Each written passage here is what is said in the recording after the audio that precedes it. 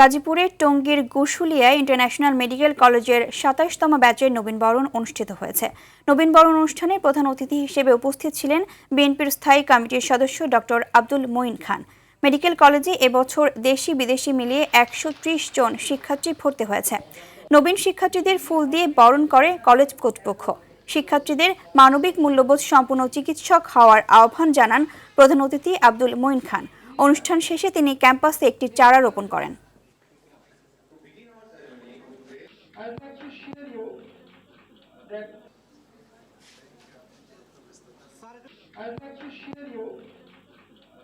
সকলের সঙ্গে কথা বলে এই পরিবেশ দেখে আমি মুগ্ধ হয়েছি। আসলে দেখুন, একদলীয় বাকশালের সঙ্গে গণতন্ত্রের এটাই কিন্তু প্রভেদ। বিরোধী দলকে কথা বলতে দিতে হবে, তাদের মত প্রকাশের স্বাধীনতা দিতে হবে।